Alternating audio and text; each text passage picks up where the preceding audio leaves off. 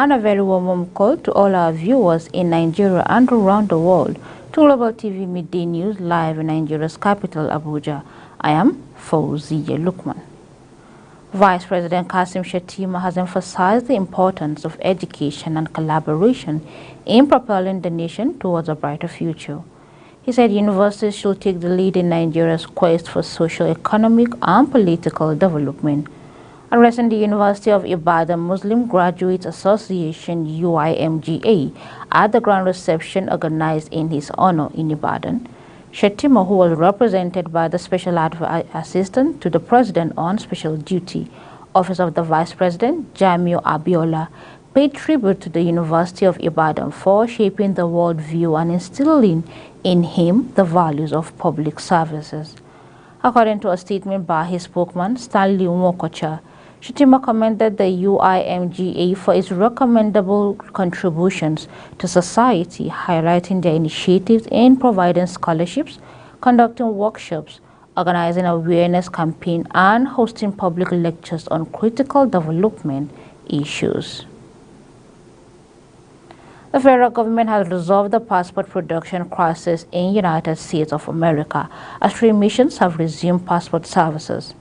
According to a public notice posted in the Embassy of Nigeria, Washington, D.C., all passport applicants scheduled earlier for biometrics are expected to come to the mission on Monday. The Court of Appeal in Abuja has nullified the election of Governor Caleb Mutfwang of Plateau State. In a unanimous decision, the 3-member panel on Sunday ruled that Mutfwang was not sponsored by his party, the People Democratic Party (PDP). The court held that the appeal was brought by Natanwe Goshen of the All Progressive Congress (APC) was valid as the issue of qualification was both a pre- and post-election matter under Section 177, subsection C of the Nigerian Constitution and Section 80 and 82 of the Electoral Act 2022. The court ruled that the failure of the PDP to comply with the order of Plateau State High Court injust, directing it to conduct valid ward, local government and state congresses before nominating its candidates for the various election posts was a breach of law. The Chief Justice of Nigeria, Justice Olukayode Ariwoola, will swear in 58 new senior advocates of Nigeria (SANs) on November 27, 2023 at the main courtroom of the Supreme Court. As part of programs lined up for the 2023-2024 legal year of court, in line with the age-long traditions, the CJN will, during the special court session, deliver a State of the Judiciary address that would highlight the performance of the Apex Court and the Nigerian judiciary in general in 2022-2023 legal year. FCT Primary Health Care Board has declared its commitment to eradicating the circulating polio virus type 2, which has the capability to mutate. During a media briefing to mark the 2023 Maternal, Newborn and Child Health Week, the Acting Executive Secretary of the FCT Primary Health Care Board, Dr. Yakub Mohammed, revealed that the board is escalating efforts through comprehensive vaccinations to uphold a zero transmission level. The PHCB Executive Secretary says the exercise will run for a week across the 6-area council of the FCT, targeting children from 0 to 59 months for oral vaccines, with 100,274,417 populations to be vaccinated. The federal government has released 2,068 inmates in all the custodial centers across the country in an effort to decongest the custodial centers in the country. Minister of Interior Olubunmi Tunji-Ojo, while flagging off the payment of fines and compensations for inmates held on account of their inability to pay their fines as penalties for their crimes on Saturday at the Medium Security Custodial Center, Kuje, Abuja, said the gesture is in line with President Bola Tinubu's renewed hope agenda. We're already clearing all our inmates with fines of less than 1 million. That's 4,068 people. We're clearing that. And the whole reformatory process of the correctional service has started. We're going to see development in terms of the living condition of our inmates. We're going to see about their rehabilitative processes in terms of infrastructural development, in terms of skill acquisition, and of course in terms of giving them hope, so that they can be rehabilitated and be reformed to be able to contribute their own quota to national development. Defense headquarters has launched a manhunt for the terrorists who attacked the convoy of the Yobe State Governor Mai Mala Buni heading to Damaturu from Maiduguri when the terrorists ambushed the vehicles in the convoy. Although the governor was not in the convoy, top government officials like the secretary to the Yobe State government, Baba Wali, and the special advisor on religious affairs, among others, traveled with the convoy.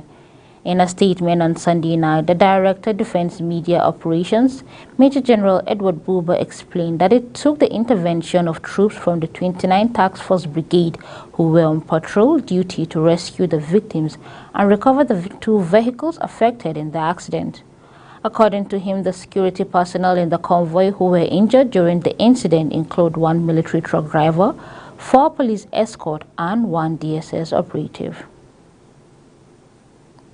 The Kano State Police Command on Monday warned against any form of protest following the Court of Appeal's verdict upholding the sacking of Governor of the state, Abba Yusuf. The command spokesman, SP Abdullahi Kiyawa, in a press statement, said the security operatives have credible information that some persons are mobilizing protests to verdict of the court. Prior to the court judgment, the leadership of both the New Nigerian People's Party and the All Progressive Congress, APC, were invited by the State Police Command, where peace accord was signed on Thursday, November 16, 2023. The objective of the peace accord was to maintain harmony and ensure that the political landscape in the state remained peaceful irrespective of the judgment's outcome. Members of the Judiciary Staff Union in Osun State on Monday blocked entrance to the Osun State High Court in Osogbo in a protest against the Chief Judge Adepala Ojo and the management of activities of the judiciary in the state. The protesting workers, led by Gbenga Oludiri, prevented movement into the premises, armed with placards with inscriptions such as "The judiciary staff deserve better," "We're tired of operations and stagnations," and unlawful suspension of judiciary staff without recourse to Judiciary Service Commission is barbaric, among others, accused Ojo of refusal to pay wardrobe allowances for workers in the last 3 years. More details of this in our subsequent bulletin. You're watching Global TV Midday News, coming to you live from Nigeria's capital, Abuja. We are on StarTime channel 276. Kindly follow us across social media platforms using @GlobalTVNG and other handles now showing on your screen. When the Midday News returns, African countries call for inclusive global tax system.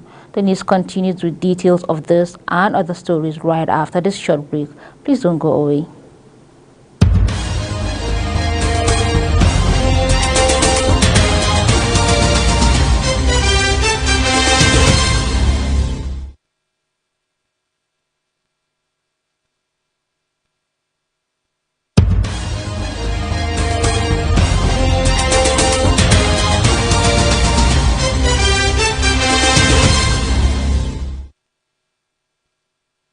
This is Global Television bringing you live broadcasts of the midday news from Nigeria's capital, Abuja.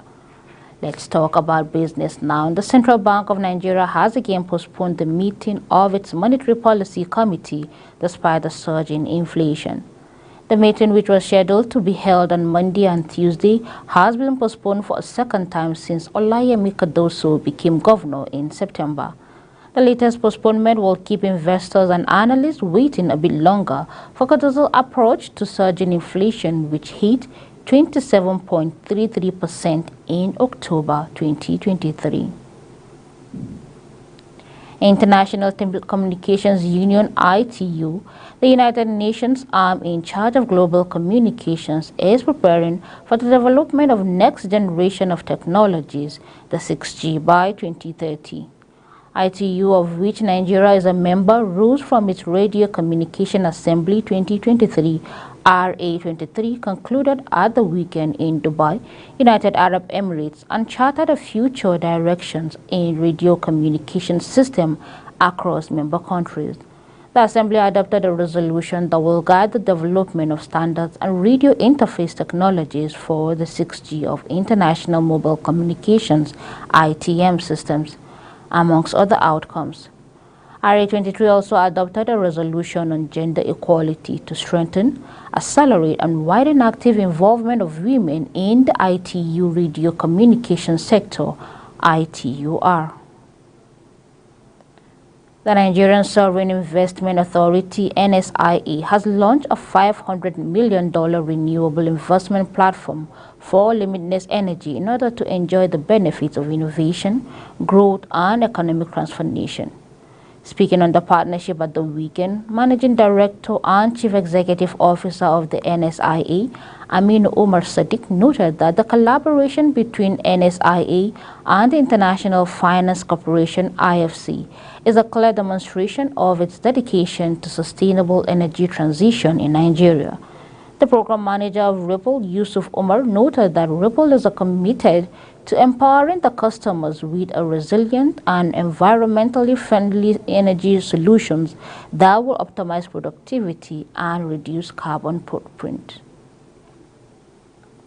African countries have called for an equitable and inclusive global tax systems in the United Nations. The continent stated that a new framework convention on the International Tax Corporation has become necessary to rectify the historical imbalance in global tax governance and offer a more equitable platform for dialogue and decision-making. The leader of the African Group and permanent representative of the Republic of Zambia at the United Nations, Cholo Mulambo, says the proposal of Framework Convention on International Tax Corporations was not a mere policy document, but a beacon of hope for developing countries that have long sought a voice in the shaping of international tax norms. And on sport, Nigeria's Falconets have sealed qualifications for the fourth round of the 2024 FIFA Under-20 Women's World Cup qualifiers against defeating Tanzania 2-1 in Abuja on Sunday. The girls advanced to the next and final round 3-2 unaggregated after both teams battled to a 1-1 draw in the first leg last week. Janet Akekoromowe broke the deadlock in the 15th minute after latching onto an assist from Esther Ajakai. Nigeria will face Burundi in the first round of the overall winner, securing a place at the 2024 Under Women's World Cup. That's it on Global TV Midday News. We are on StarTime Channel 276. Kindly follow us across social media platforms using @GlobalTVNG and other handles now showing on your screen. On behalf of everyone on Global TV, I am Fauziya Lukman, thanking you so very much for watching. I'll see you soon.